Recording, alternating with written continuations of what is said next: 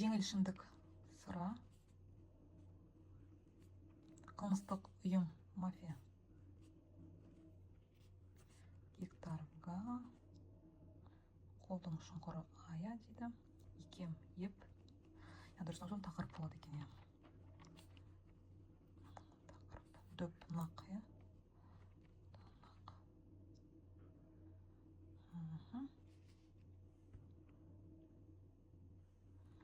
енді мына жерде қорым зират,